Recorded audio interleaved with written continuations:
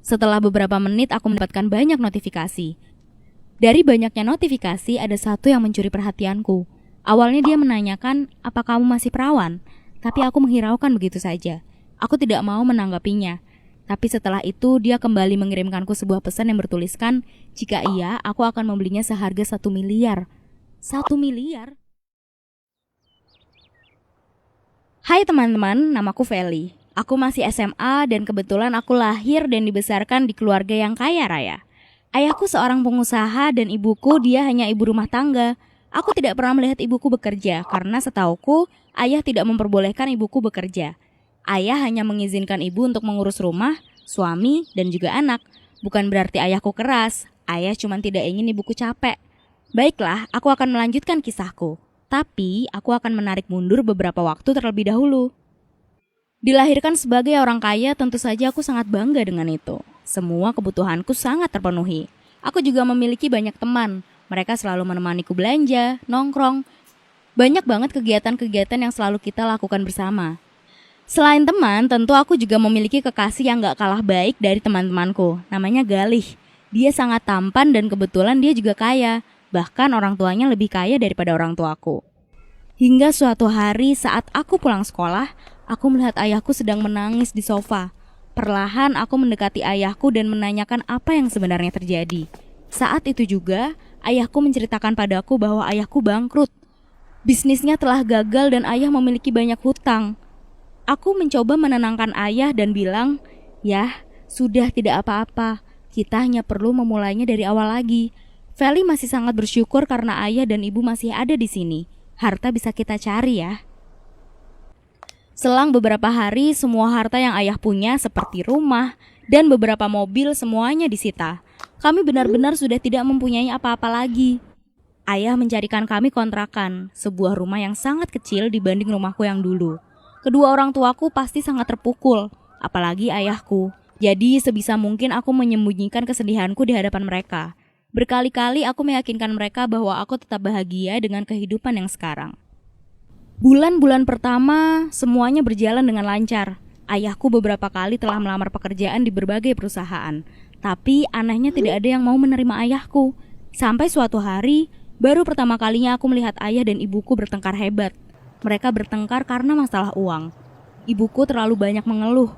Sepertinya ayahku tidak tahan dengan keluhan-keluhan ibuku. Saat itu aku sangat takut dan rasanya aku tidak mau lagi mendengar mereka berantem. Aku tetap menjalani sekolahku seperti biasa. Oh ya, kebetulan aku mendapat beasiswa karena kecerdasanku. Jadi aku beruntung masih bisa bersekolah di sekolah yang bisa dibilang mahal dan elit. Tapi ada yang menggangguku. Pacar dan juga teman-temanku yang selama ini aku anggap baik, mereka semua meninggalkanku. Katanya, "Kamu jauh-jauh deh dari kami. Sekarang kamu itu bukan level kami. Dasar orang miskin." Mendengar itu hatiku sangat sakit. Ternyata selama ini mereka hanya memanfaatkanku. Mereka tidak benar-benar berteman denganku. Mereka mau berteman denganku hanya karena aku punya banyak uang. Sepulang sekolah aku tidak sengaja melihat ayahku sedang bekerja. Dan kalian tahu ayahku bekerja sebagai apa? Ayahku bekerja sebagai kuli bangunan. Hatiku sangat sakit ketika melihat ayahku harus bekerja banting tulang untuk membiayai hidupku dan ibuku. Keesokan harinya aku sepulang sekolah, aku memutuskan untuk mencari pekerjaan. Hari itu aku mencoba melamar pekerjaan di beberapa kafe. Meskipun hanya menjadi seorang pelayan, tapi tidak ada salahnya untuk mencobanya. Hitung-hitung untuk membantu ayah. Tapi ternyata tidak ada satupun yang mau menerimaku. Mereka bilang, meskipun hanya pelayan kafe, setidaknya aku harus memiliki ijazah minimal SMA. Dan mereka tidak menerima pelajar sepertiku ini. Mereka semua mengusirku. Lalu pekerjaan seperti apa yang bisa aku lakukan? Malamnya aku mencoba bergabung di salah satu grup yang ada di Facebook. Lalu aku menanyakan pada mereka, "Guys, aku butuh uang dengan cepat. Apa kalian ada saran aku harus bekerja sebagai apa?" Mungkin teman-teman onlineku mempunyai atau mengetahui lowongan pekerjaan yang layak untuk siswa SMA.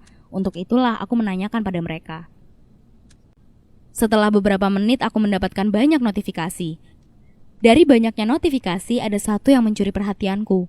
Awalnya dia menanyakan, "Apa kamu masih perawan?" Tapi aku menghiraukan begitu saja. Aku tidak mau menanggapinya. Tapi setelah itu dia kembali mengirimkanku sebuah pesan yang bertuliskan, "Jika iya, aku akan membelinya seharga 1 miliar." 1 miliar? Dengan semalam saja aku bisa mendapatkan uang sebanyak itu. Lalu aku mulai tertarik dengan tawaran itu. Ada persyaratan khusus yang ditawarkan oleh orang itu. Aku harus memasang foto terseksiku sebagai foto profil. Karena aku tidak pernah melakukan hal ini, akhirnya aku mencari-cari referensi. Dan benar saja, aku menemukan banyak foto perempuan dengan menggunakan baju seksi. Aku pun mengikuti syarat tersebut. Aku berfoto menggunakan baju seksi, lalu aku memperlihatkan sedikit keseksian dadaku, tapi aku menutupi wajahku. Aku sengaja memburamkan wajahku karena aku tidak mau kalau sampai ketahuan, apalagi kalau sampai orang tua atau pihak sekolah tahu, semuanya akan menjadi hancur. Setelah itu aku sudah melakukan perjanjian dengan, kita sebut saja klien. Aku sudah menentukan hari di mana kita akan bertemu, dan hari ini adalah saatnya aku bertemu dengan klienku dan menyerahkan keperawananku. Aku sudah berdandan dengan rapi. Meskipun bajuku tidak seksi, setidaknya aku sedikit rapi. Berulang kali aku memikirkan hal ini, apakah ini pantas aku lakukan? Tapi, berulang kali juga aku memikirkan bahwa ini semua aku lakukan untuk membantu ayah dan ibuku. Dengan rasa takut yang luar biasa, aku berangkat menuju hotel tempat kita bertemu. Dan, dengan rasa takut itu juga, pelan-pelan aku memasuki kamar hotel tersebut sesuai dengan nomornya. Aku sangat terkejut dengan isi hotelnya. Ya, ini memang hotel berbintang 5. Bisa dibilang hotel terbagus yang ada di ibu kota. Aku melihat kasur yang sangat besar dengan taburan bunga mawar. Aku juga melihat 2 botol wine dan juga 2 gelas. Pikirku orang ini pasti sangat kaya raya. Selang beberapa menit, aku mendengar seperti ada yang membuka pintu kamar mandi. Dan ya, itu dia, orang yang telah membeli keperawananku. Tapi, setelah mengetahui orangnya, aku sangat menyesal. Bagaimana tidak? Dia adalah ayahku. Ayah? Ayah ngapain di sini? Jadi ayah yang mau membeli keperawananku? Ayah dapat dari mana uang sebanyak itu ya? Seketika itu juga ayahku langsung mendekatiku. Dia meminta untuk tidak memberitahu ibuku. Mendengar perkataan ayah, aku langsung berlari keluar meninggalkan hotel.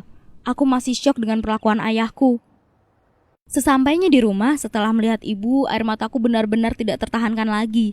Aku menangis sejadinya sampai ibuku bingung. Aku memeluk ibuku dengan erat, dan aku tetap menyembunyikan kelakuan ayahku selama ini. Jadi, ayahku bangkrut karena selama ini dia menghambur-hamburkan uang dengan membeli atau meniduri gadis-gadis yang masih perawan. Malamnya, aku menunggu ayahku pulang. Ibuku sudah tidur pulas. Ibu masih belum tahu kelakuan ayahku, dan aku juga belum siap untuk memberitahu pada ibuku. Aku menunggu ayahku sampai larut malam. Tapi ayahku tidak juga pulang. Pikirku, mungkin besok pagi ayah akan pulang. Mungkin saat ini ayah terlalu takut untuk pulang. Jadi aku memaksakan diriku untuk beristirahat untuk menghadapi hari esok. Keesokan harinya, pagi-pagi sekali aku mendapatkan notifikasi dari bank bahwa saldoku telah terisi sebanyak 1 miliar. Melihat itu aku langsung kaget dan terbangun. Tidak lama setelah itu ayahku mengirim pesan. Dia hanya mengirim sebuah pesan dengan tulisan, "Maafkan ayah." Ternyata uang itu adalah dari ayah. Pagi itu juga aku langsung membangunkan ibuku dan bercerita semuanya pada ibuku. Ibuku langsung menangis. Dia masih tidak terima dengan perlakuan ayahku. Dan sejak saat itu ayahku tidak pernah kembali lagi ke rumah. Dia benar-benar menghilang. Ibuku juga tidak memikirkan ayahku, karena menurut ibu, ayah sudah melakukan kesalahan yang besar. Tapi bagaimanapun dia tetap ayahku dan aku merindukannya. Aku bercerita ke kalian karena aku sangat-sangat merindukan ayahku. Apakah kalian setuju jika aku memaafkan ayahku? Terima kasih sudah mendengarkan ceritaku. Jangan lupa like, komen, dan subscribe Huit Animation, lalu nyalakan loncengnya agar kalian tidak ketinggalan video-video lainnya ya.